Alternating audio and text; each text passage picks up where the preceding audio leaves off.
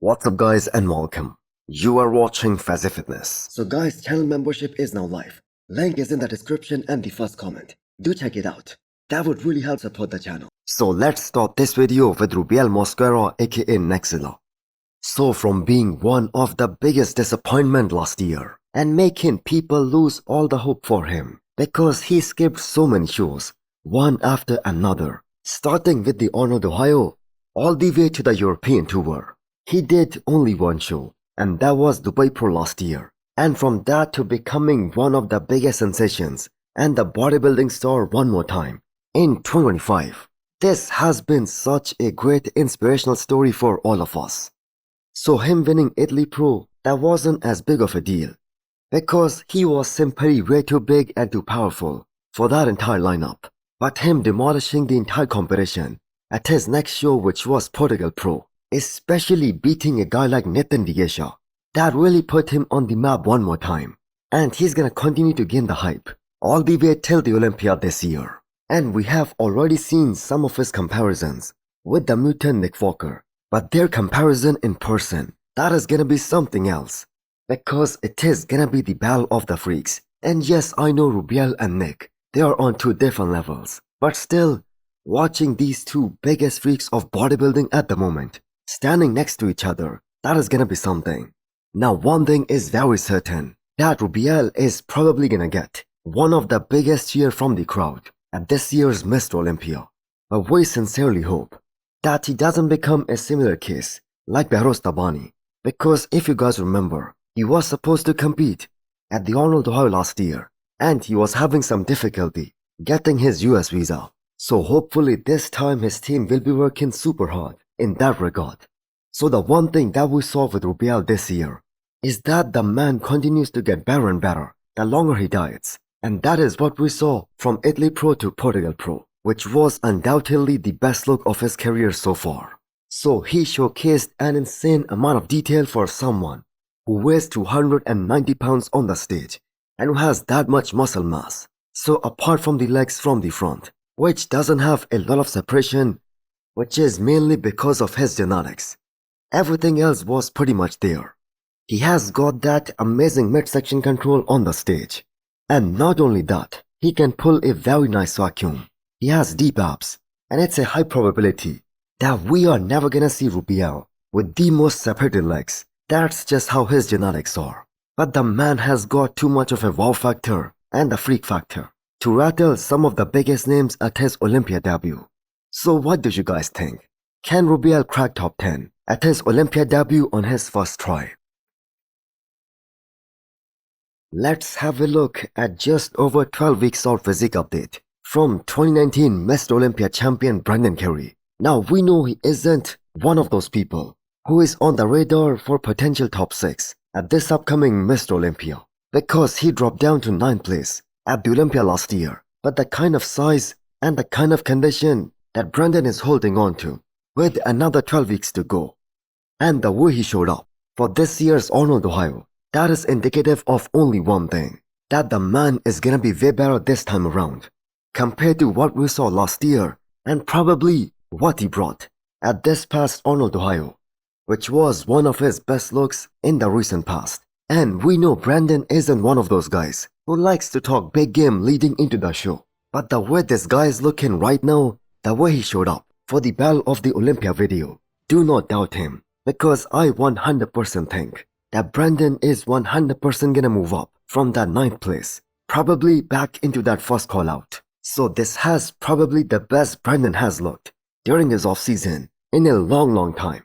And the man was looking pretty damn massive next to Samson Dauda and Derek at that Battle of the Olympia video. And honestly, Curry has some qualities that not a lot of pros out there have.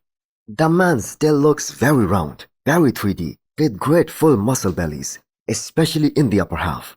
And his legs were looking pretty damn solid in this past guest posing that he just did. So the Arnold Ohio version from this year, there was a nice combination of dryness and fullness. And at this point, there is a lot of risk involved if Brendan tries to come in very peeled. Because the thing is, he would lose the volume on his legs, and that would go against him. Now, I really do not think that Brendan gets enough credit He's a true legend of the game. He made his Olympia debut way back in 2011 and still one of the best in the world with no injuries whatsoever. Next up, we have an update from Justin Rodriguez. So based on this update and the way the man is looking right now, he might be prepping for his show because irrespective of his placings, which have continuously declined from 2022 onwards, he never said he had any plans of stepping away from competitive bodybuilding, of hanging up the posing trunks, because the man loves to compete and he loves bodybuilding and he loves prepping for all of these shows. So at this point we can say that we have already seen the best of Justin Rodriguez and his prime days are in the past now, because there is no way his legs are gonna come back, especially at his current age. But you cannot stop a man from pursuing his passion. Now it is so unbelievable to think that it's just a matter of a few years. The competition at the pro level that has gone so up in the past few years that a guy like Justin, who was top 8 at the Olympia, and that too for 2 consecutive years, he is finding so damn hard to even place top 3 in some of those weaker Olympia qualifiers. So his best was undoubtedly with AJ Sims from back in 2020 to 2022. I think the last time Justin showed up with a crazy good physique that was at Boston Pro back in 2022, and he placed second behind William Bonac at that show. Now fun fact is that he beat Samson Dauda, the reigning Olympia champion, in that show. So Justin losing his quad sweep and coupled that with his waist getting wider, that affected his physique tremendously in a very negative way. And just because Jay Cutler talked about all these top guys not having a very detailed biceps, well, here we have Justin with one of the best bicep peaks in the pro league right now. Another bodybuilding legend and an uncrowned Mr. Olympia champion, Victor Martinez. He has been admitted to the hospital going through an emergency surgery. So we sincerely hope that he has a speedy recovery. So Victor has to be one of the most genuine guys in the bodybuilding industry at the moment. And it is a mutual consensus among 99% of the experts that he got screwed over big time by the judges at the Olympia back in 2007. Even Jay Cutler now admits that it could have gone to Victor Martinez. And if we take a glance at Victor's career, he has really been very unlucky. He sat out of the Olympia 2008, which turned out to be the most vulnerable year for Jay Cutler, where he lost to Dexter Jackson. And the reason Victor sat out was because of a knee injury. So he did come back in 2009, but he was never able to replicate that same 2007 look. Now most of the fans out there believe that 2007 version of Victor, that has to be one of the most impressive physique to ever step on any Olympia stage throughout the history books. So no additional information has been released by Victor's camp or his family on what made him go through an emergency surgery. So let's just hope and pray that everything goes well and he has a speedy recovery. So Victor is one of those guys who has maintained a lot of size since his retirement, and the man right now is 51. So there comes a point in every professional's life, the athletes who have competed at the top level, where they have to decide to let go of their former self. Dexter Jackson here is one great example, who downsized a lot since his retirement. So we will wait for further information. But let's hope Victor is all good and healthy. So here is the official statement, which was released afterwards.